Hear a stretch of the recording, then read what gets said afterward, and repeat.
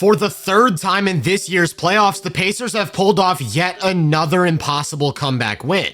First, it was Game 5 in Milwaukee to send the Bucks home. Then it was Game 2 in Cleveland to take a 2-0 lead over the Cavs. But this most recent one in New York in the Eastern Conference Finals was the craziest of them all and might just have been the best ending to an NBA game I've ever seen. The majority of this game was extremely back and forth. After 3 quarters, the Knicks had just a 3-point lead, and it looked pretty 50-50 in terms of who would gain the advantage. But to start the fourth, the Knicks kicked their play into another gear. The first few minutes were all New York, as they opened the quarter on a 16-5 run, with this jump hook from Cat putting them up by 14. Then on the other end, Siakam tried to isolate Cat, only to get stonewalled on a drive, then have his shot blocked, and after a change of possession, OG Anunoby finds himself with an opportunity to score in transition, giving the Knicks a 16-point lead.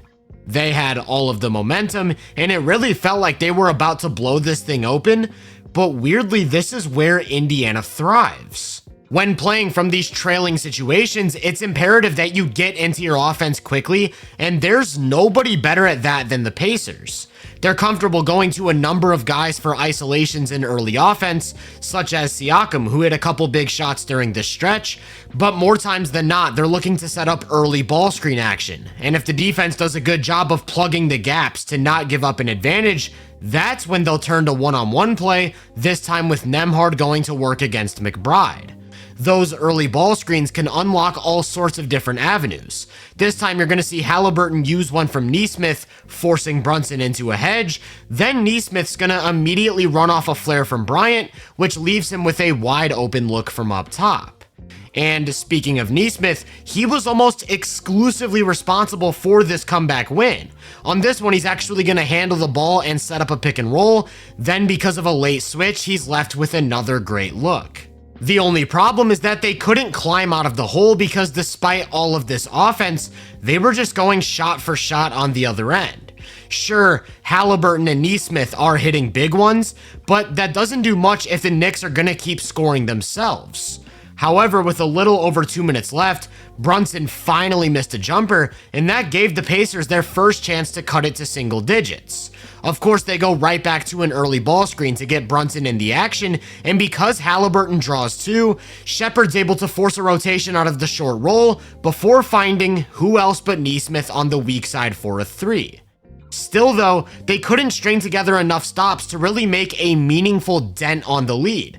And when Brunson hit this layup to put them up by 9, I really thought that was the dagger. To be honest though, it probably should have been. Since tracking started back in 1997, before last night, no team had ever come back from a 9-point deficit within the final minute of the fourth quarter and won a playoff game. The Pacers continue to prove that they are not a normal team though. Once again, they're going to go quick and find the high hand. This time they go back to that empty corner pick and roll for Nesmith, and again, it's a late switch that leaves him with room to pull up from 3. Then next time down, they went right back to him. Now it's going to be a handoff in the middle of the floor, and OG gets completely lost, so he's left with his 5th 3-pointer in just the last 4 minutes. Still, with a 5-point lead and 30 seconds to go, all the Knicks had to do was take care of the ball and milk as much clock as possible. They appear to be doing so, only for OG to fumble a pass, but they get lucky when Siakam's called for a loose ball foul. Not for long though, because after a challenge, it's deemed that the contact was incidental, and because of imminent possession, Indiana's back on offense. 2-possession game, 30 seconds left, it's back to Nesmith. Now you're going to see them run him off a pin down to come get the ball, and after losing heart with a quick sidestep, he rises up for his 6th 3-pointer and 20th points of the fourth quarter. Despite all of this outlandish shooting though, New York's still in the driver's seat. If they don't turn it over, they'll force the Pacers to foul, and all it takes to close the game is making free throws.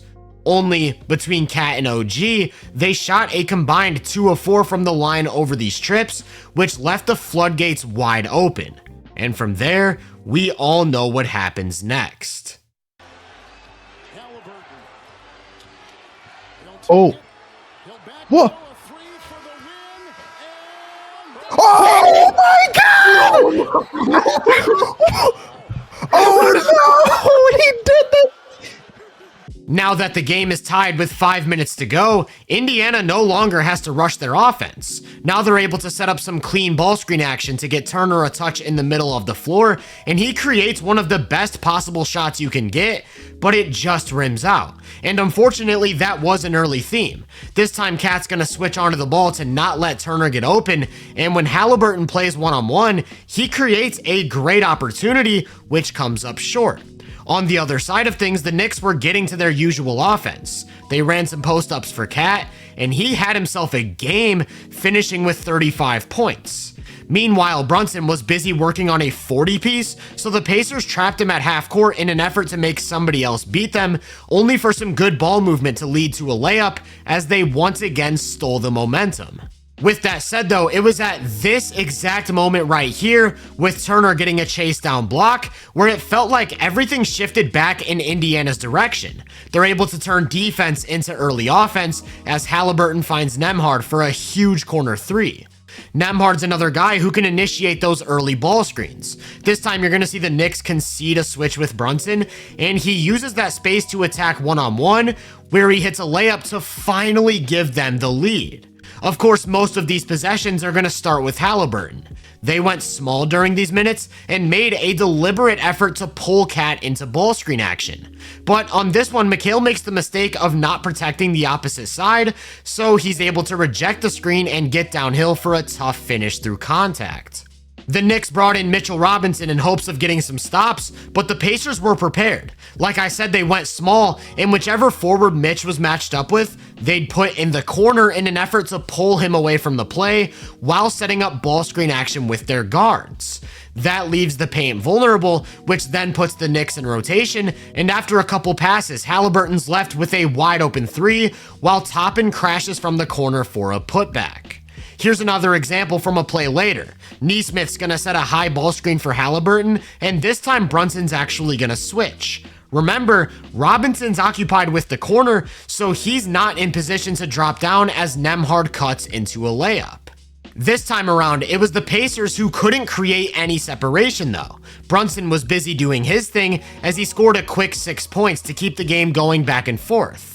But everything changed when they tried to go to Brunson while down one, only for Nembhard to jump the pass and force a turnover.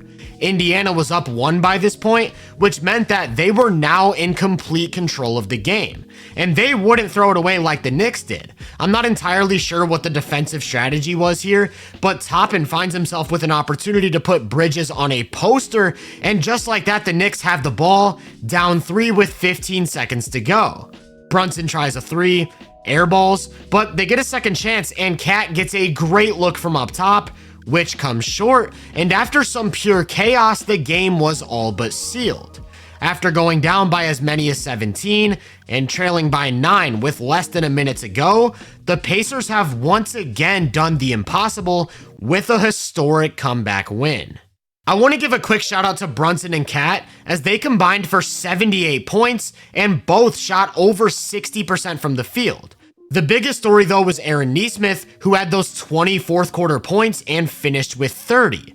Halliburton also did his thing, recording 31 points, 11 assists, and one iconic moment with the buzzer beater before holding up the choke and pointing at Reggie Miller.